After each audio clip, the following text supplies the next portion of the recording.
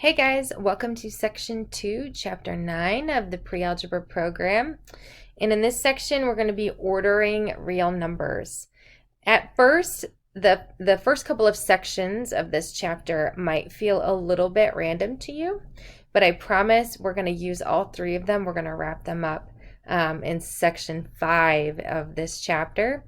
So you might think, gosh, this seems a little bit weird, like we were doing square roots yesterday, and today we're going to be ordering all sorts of real numbers.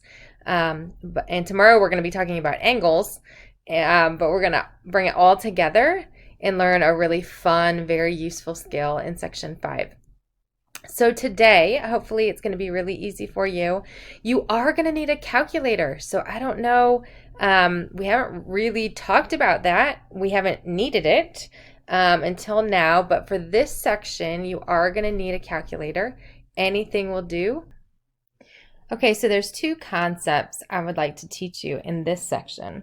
And the first is going to be simply ordering and being able to interpret all of the different types of numbers that we've worked with in this course. So for example, some of the homework tonight are going to ask you which one of these numbers is greater. And so what I want you to do is make sure that all of your numbers are in decimal form in order to be able to order them correctly. So the first thing you would want to do on your calculator, you should be able to find this square root sign. And if you can't, then ask a grown-up to help or shoot me a text with a picture of your calculator and I can help you find it. Usually you're going to type the square root sign first and then put the number in and then hit enter.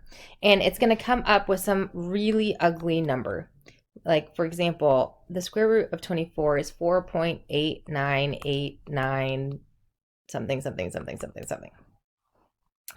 And then remember how we are going to convert 5 1/3.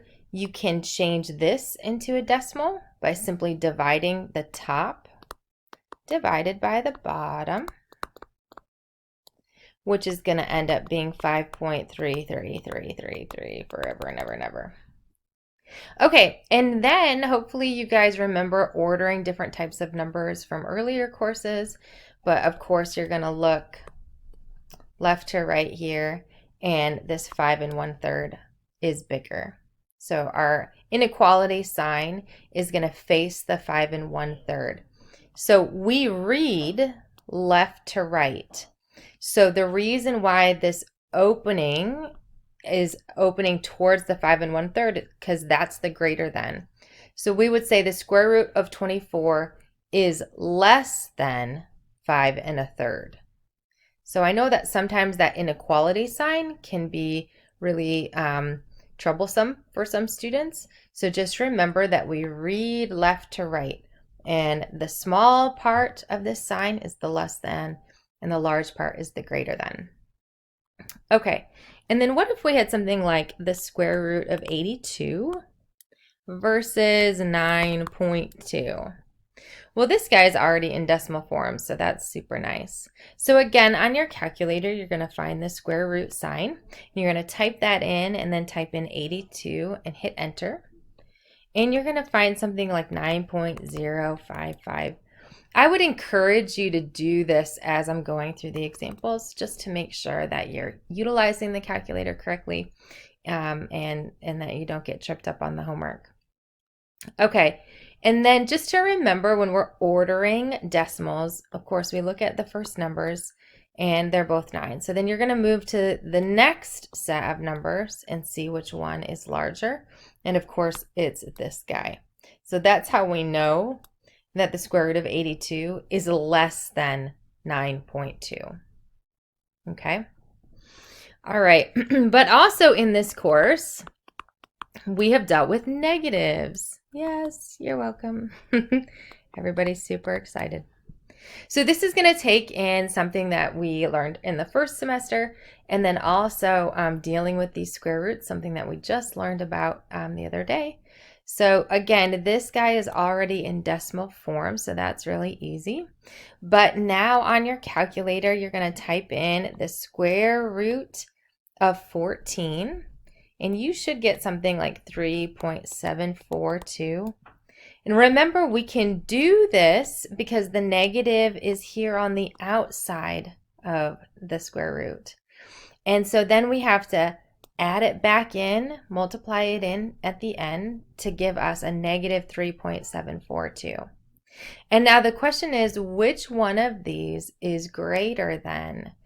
Now be careful with these negatives. I know initially you would just look at the 4 and maybe the 3 and be like, oh, this guy has to be greater. But no, negative 3 is actually greater than negative 4. So you really need to be careful with those negative signs.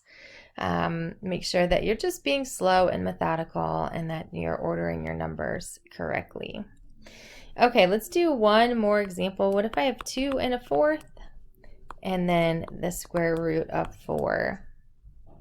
All right, so again, you're going to convert this to a decimal and you're going to get 2.25. And then the square root of 4. Remember, this is what we did just the other day. You can do it on your calculator, but maybe you recognized it as one of our perfect squares. And so my answer is 2 there, but 2.25 is greater than just 2. Okay, hopefully that is pretty straightforward. We've worked with fractions and mixed numbers, we've worked with decimals, and then we just got introduced to the square roots. So I think you should be good. Just take your time and make sure that you're paying attention to your negatives. Okay, there's one other type of problem in this section I wanted to go ahead and introduce you to.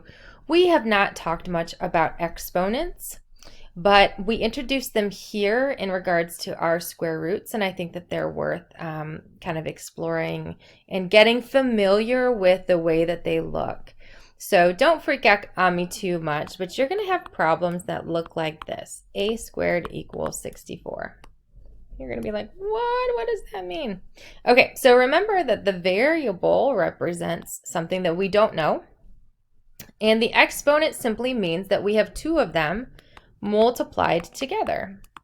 And again, if you're thinking about this in terms of the square roots that we have been learning, I'm looking for a number times itself that equals 64.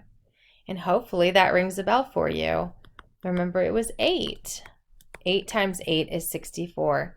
So the answer to this is A equals 8. So let me give you another example. What if we have x squared equals 49?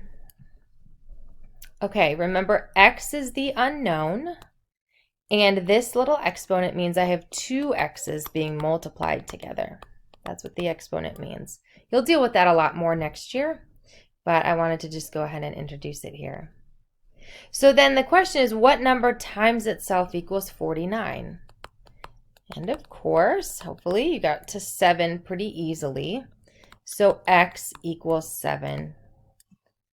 All right, so those are pretty easy when it's obvious they are a perfect square, but we also have problems that are going to look like p squared equals 54. Well, if you kind of play around with 54, you notice that there's no number times itself that equals 54. It is not a perfect square. So then what do we do? Well, with our calculator, we have that square root function.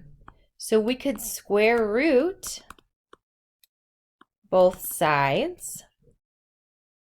And the square root undoes this square. So we would say this is p squared equals 54. The square root undoes it and gives me just p. And then you could type into your calculator, like we just learned, the square root of 54. And I'm pretty sure your instructions say round to the nearest 10th. So we would do that 10th, remember, is that very first decimal place. So our answer is 7.3. So you're going to have some problems where the answer is going to be a perfect square, and then you're going to have some that are not. Let's do one more like that. What if we have m squared equals 42? 42 is not a perfect square. So we could square root both sides. The square root cancels out that 2.